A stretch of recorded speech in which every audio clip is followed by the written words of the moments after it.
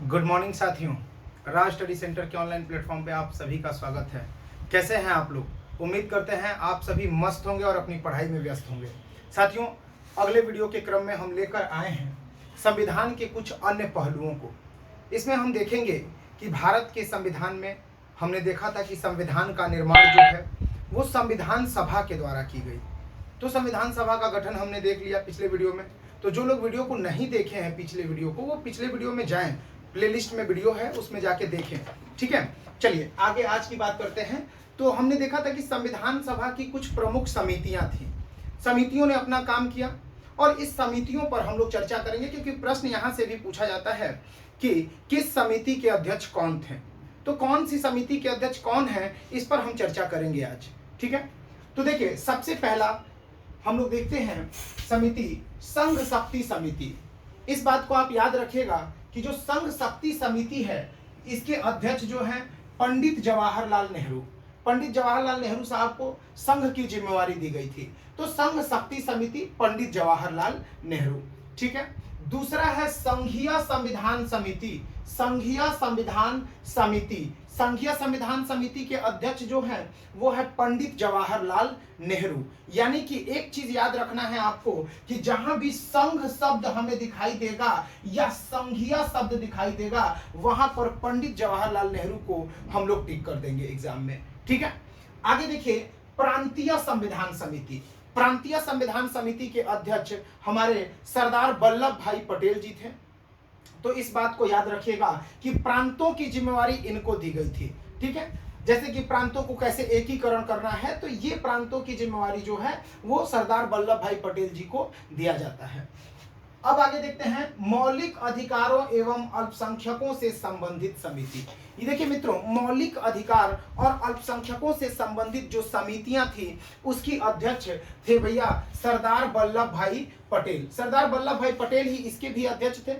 तो इसमें एक क्वेश्चन और पूछता है कि मौलिक अधिकार और अल्पसंख्यकों से संबंधित समिति के अध्यक्ष कौन थे, तो वल्लभ भाई पटेल। लेकिन जब ये पूछ देगा कि मौलिक अधिकार की जो समिति थी उसके उपाध्यक्ष कौन थे, ठीक है, तो ये भी प्रश्न पूछते हैं। तो आप ध्यान रखेंगे कि इसके उपाध्यक्ष जेबी कृपलानी थे।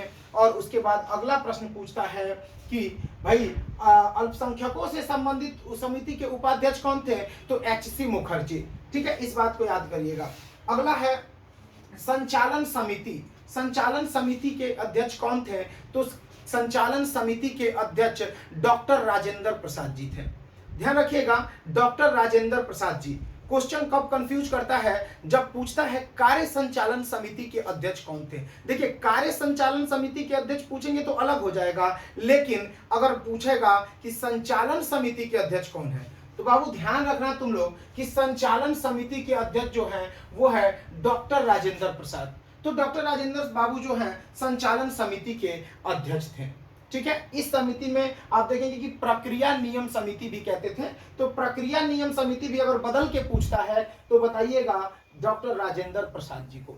ठीक है, आगे देखते हैं झंडा समिति। झंडा समिति के अध्यक्ष जेबी कृपलानी साहब हैं। इसमें भी कंफ्यूजन होता है, कहीं कहीं राजेंद्र प्रसाद और जेबी कृपलानी में डिस्प्यूट हो जाता है। तो मैं आपको बता दूं कि डॉक्टर राजेंद्र प्रसाद साहब जो थे वो तदर्थ झंडा समिति के अध्यक्ष थे। तदर्थ झंडा समिति के अध्यक्ष डॉक्टर राजेंद्र प्रसाद थे। यहाँ पे हमने लिखाया है तदर्थ झंडा समिति के अध्यक्ष डॉक्टर राजेंद्र प्रसाद और झंडा समिति के अध्यक्ष जेबी कृपलानी साहब थे। ठीक है, अब आप देखेंगे प्रारूप समिति। प्रारूप समिति साथियों मैं बता दूं आपको कि प्रारूप समिति एक महत्वपूर्ण समिति थी जिसका काम था संविधान के स्ट्रक्चर यानी ढांचा का तैयार करना, मतलब ढांचा तैयार करना, दुनिया भर के संविधान का अध्ययन करके और भारत के संविधान के अनुरूप या भारत की आर्थिक सामाजिक राजनीतिक स्थितियों के अनुरूप जो भी चीजें सही होंगी, सुटेबल होंगी, उनको भाई भारत के संविधान में शामिल करना, यानी प्रारूप तैयार करने का काम बाबा साहब को प्राप्त हुआ था, डॉक्टर बी.आर. अम्बेडकर साहब को। ठीक है, अब यहां पे देख लीजिए वही कार्य संचालन समिति, यहां संचालन समिति है, यहां कार्य संचालन। तो कार्य संचालन समिति के हैं भाई के.एम. मुंशी। के.एम. मुंशी साहब को कार्य संचालन समिति दिया गया था। एक अंतिम में समिति देखते हैं हम कि राज्यों के लिए भाई समिति कौन थी। तो राज्यों के लिए जो समिति थी उसके अध्यक्ष पंडित जवाहरलाल नेहरू साहब को दिया गया था। भाई ये समिति के अध्यक्ष पंडित जवाहरलाल नेहरू थे, इस बात को आप लोग याद रखिएगा। अगले क्रम में हम देखते हैं कि भारत की जो सबसे प्रमुख समिति थी संविधान सभा की प्रारूप समिति, जिसे जिम्मेवारी दी गई थी संविधान के निर्माण का, संविधान के प्रारूप को तैयार करने का, तो आप याद रखिएगा इस समिति के कितने सदस्य थे। तो इस समिति के जो टोटल सदस्य हैं वो 7 सदस्य थे। कितने सदस्य थे मित्रों? 7 सदस्य थे। और मैं पहला बताता हूं कि डॉक्टर भीमराव अंबेडकर साहब, अंबेडकर साहब प्रारूप समिति के, अभी मैंने बताया कि वो अध्यक्ष थे, ठीक है, अध्यक्ष थे डॉक्टर अंबेडकर साहब। के एम मुंशी साहब, के एम मुंशी भी इस समिति के सदस्य के रूप में काम कर रहे थे। दूसरा है मोहम्मद सादुल्ला, मोहम्मद सादुल्ला जी भी यहाँ पर प्रारूप समिति के मेंबर थे, ड्राफ्टिंग कमेटी के मेंबर थे। अगला है अल्लादी कृष्ण स्वामी अय्यर, अल्लादी कृष्ण स्वामी अय्यर जो हैं ये भी मेंबर हैं। गोपाल स्वामी अय्यर, गोपाल स्वामी अय्यर भी इसके मेंबर हैं। और एन माधव राव, एन माधव राव जो हैं ये भी मेंबर बने थे, लेकिन बाद में बने थे जब बीएल मित्तर साहब ने रिजाइन कर दिया था, क्योंकि इनकी स्वास्थ्य से संबंधित जो भी समस्याएं रही होंगी उसके कारण इन्होंने भाई इस्तीफा दे दिया और इसके बाद ये बने। और उसके बाद टीटी कृष्णामाचारी। इस तरीके से हमने साथियों देखा कि प्रारूप समिति में कितने सदस्य थे, तो 7 सदस्य थे। कौन से सदस्य थे इसका भी विवरण आपको यहाँ पे प्रस्तुत कर दिया गया है। अब देखिए इसमें भी हमने देखा कि सर्व शक्ति समिति के अध्यक्ष कौन है। इन सभी समितियों को हम सभी को क्या करना है, बार बार देखकर लिखकर हमें पूरी तरीके से इसको तैयार कर लेना है, ठीक है। चलिए आगे हम लोग देखेंगे कि भारत के संविधान के कुछ और पहलू को, ठीक है। चलिए ठीक है, फिर हम देख रहे हैं संविधान के अन्य स्रोतों को, ठीक है, कि भारत के संविधान में, जैसे देखिए मित्रों बात यह है कि भारत का जो संविधान बना है उसमें 2 स्रोत है, एक बाहरी स्रोत और एक आंतरिक स्रोत।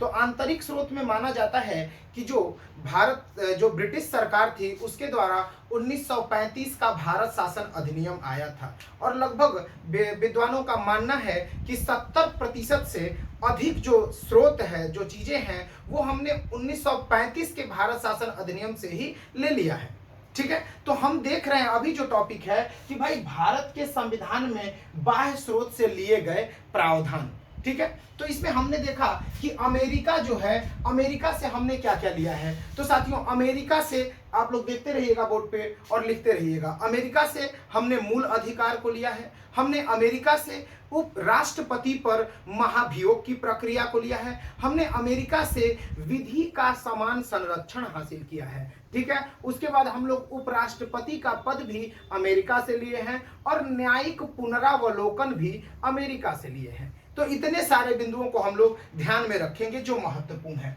अगला है ब्रिटेन। साथियों ब्रिटेन से क्या लिया गया, तो ब्रिटेन से सबसे महत्वपूर्ण हिस्सा है भाई संसदीय व्यवस्था।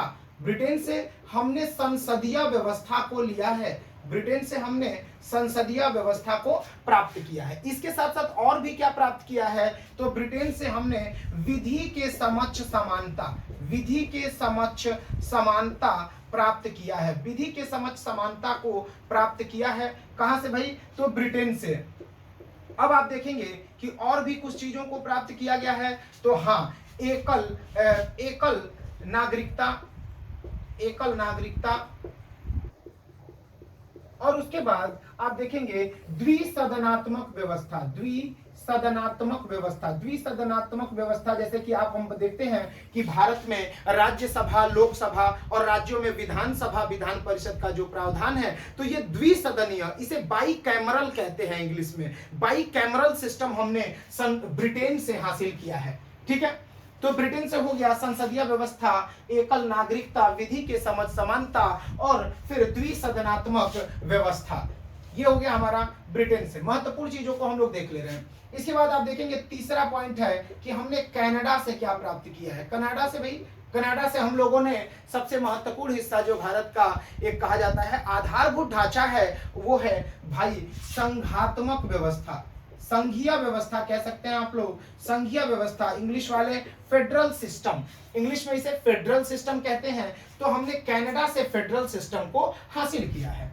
इसके बाद देखेंगे चौथे नंबर पे आता है हमारा यूएसएसआर, इसे हम लोग सोवियत संघ भी कहते हैं, सोवियत संघ भी कहते हैं या फिर रूस भी कहते हैं। कोई भी चीज एग्जाम में दे सकता है, आपको रूस भी बोल देगा या यूएसएसआर बोल देता है या सोवियत संघ बोल देता है। तो ध्यान रखिएगा ये तीनों एक ही फॉर्मेट में पूछा जाता है। तो इसको इससे हम लोगों ने क्या लिया है, तो मौलिक कर्तव्य हासिल किया है, हम लोगों ने मौलिक कर्तव्य को हासिल किया है। इस बात को याद रखिएगा कि भाई यूएसएसआर से हमने मौलिक कर्तव्य को लिया है।